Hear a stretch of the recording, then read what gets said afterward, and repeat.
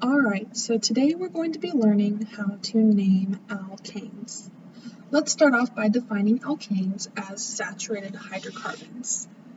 That basically just means that alkanes are molecules that only contain hydrogen and carbon, connected only by single bonds. There's not going to be any double or triple bonds in these molecules. I've listed some steps here that we're going to go over in the video. But let's move on to the numbering system that we're going to be using when naming these alkanes. The first four prefixes we see here might be different from the numerical prefixes that you're used to. If we just have one carbon, we are going to use the prefix meth, or say that this here is a methyl group. If we have two carbons, we're going to use the prefix eth, or say we have an ethyl group, prop for 3 carbons, bute for 4 carbons, and then we're back to our normal naming conventions with pent for 5 carbons, hex for 6 carbons, and so on and so forth. A good way to remember the first 4 weird ones is with the mnemonic device many emus pour bourbon, MEPB, meth, eth, prop, bute. These emus are looking a little bit young to be pouring bourbon, but I guess mini emus pour bourbon works just as well. Alright, let's move right on into practicing naming an alkane. The first thing we're going to want to do is to find our longest continuous chain of carbon atoms to be our parent compound. So let's count these suckers up. 1, 2, 3. I think we have some more carbons than that. 1, 2, 3, 4, 5, 6, 7. That's a contender. What about 1, 2, 3, 4, 5, 6, 7, 8? Bingo! There we go. We have 8 carbons in our longest continuous chain. Because we have 8, we're going to use the prefix oct. And because this is an alkane, we're going to use the ending ane. Next, we're going to need to look at our substituents.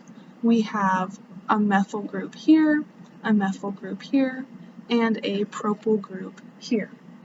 When naming substituents, we're going to want to give the position of the carbon that they're on, and so we're going to want to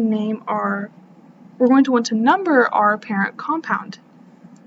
And we're going to want to do so giving the substituents the lowest number of carbons possible. Just looking at the molecule, I can tell that they start off closer to this side, so I am going to start numbering from here. 1, 2, 3, 4, 5, 6, 7, 8. So our substituents are on carbon 2 and 4. If we numbered from the other side, they would be on carbons 5 and 7, which are higher. Okay, and when naming substituents, we're going to want to do so in alphabetical order. So let's start with our methyl group with our M rather than our propyl group with our P. We're going to want to give their position first, and we have a methyl group on 2 and a methyl group on 2. So separating the numbers by commas, we're going to say we have a 2,2 dimethyl substituent.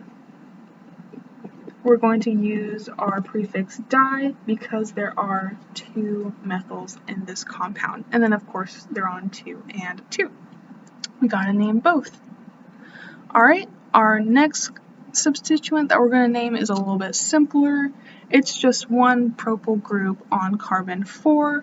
So separating our letters from numbers with a dash, we're going to call this a 4-propyl substituent.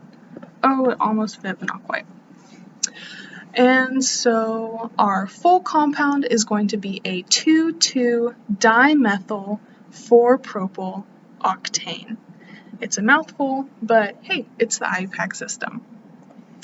This compound basically goes over all the conventions that we need to know, except for if our carbons are in a ring structure.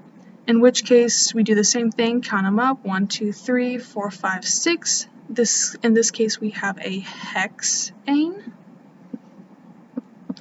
And we're just going to name like normal, but add a cyclo at the beginning, because it's kind of a circle, cyclo. And that is basically how you name alkanes.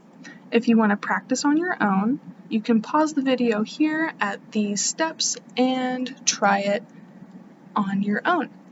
Thanks so much for watching.